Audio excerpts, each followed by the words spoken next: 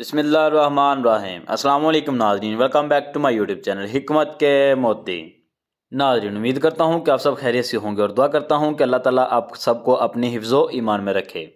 تو ناظرین، آج کی جو ویڈیو میں بنانا جا رہا ہوں اس کا ٹاپک جو ہے وہ آپ نے تھمبنیل میں دیکھ لیا ہوگا کہ اس حوالے سے تمام مسلمانوں کو، چاہے مرد ہو عورت ہو جو بھی ہو، جو بالغ ہو چکا ہے یا غیر بالغ ہے، ان باتوں کا پتہ ہونا انتہائی ضروری ہے۔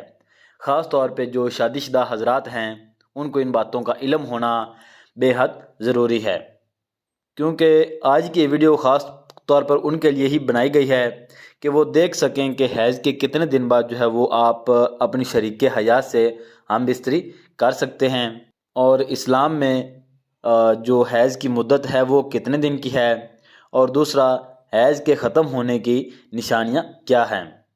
اگر آپ کو ان باتوں کا علم ہو جاتا ہے تو یقیناً آپ کسی گناہ سے بچ جائیں گے، کیونکہ ان کا علم ہونا ہر ایک شادی شدہ جوڑے پر واجب ہے۔ تو آئیے میں اب آپ کو مکمل تفصیل سے جو ہماری ویڈیو کا ٹاپک ہے اس کے بارے میں آگاہ کر دیتا ہوں۔ حیض کا پیریڈ کم سے کم 3 دن کا ہوتا ہے اور زیادہ سے زیادہ 10 دن کا۔ 10 دن کے بعد جو حیض کا خون آتا ہے وہ استحاضہ ہے، یعنی بیماری کا خون ہے۔ اگر ایک عورت کی 6 دن کی عادت ہے اور اس مہینے اس کا حیض کا خون 5 دن میں بند ہو گیا ہے تو وہ غسل کر کے نماز تو پڑھ سکتی ہے لیکن اپنے شوہر سے ہم بستری نہیں کر سکتی، کیونکہ اس بات کا امکان ہے کہ حیض کا خون دوبارہ آ جائے۔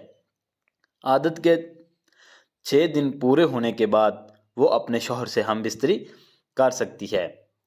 اگر ایک عورت کی عادت 6 دن کی ہو اور اس مہینے بھی اس کے حیض کا خون 6 ہی دنوں میں بند ہو گیا ہے تو اپنے شوہر سے ہم بستری یا تو غسل کرنے کے بعد کرے گی یا پھر جب ایک نماز کا وقت گزر جائے جس میں عورت غسل کر کے کپڑے پہن کر نماز شروع کر سکے۔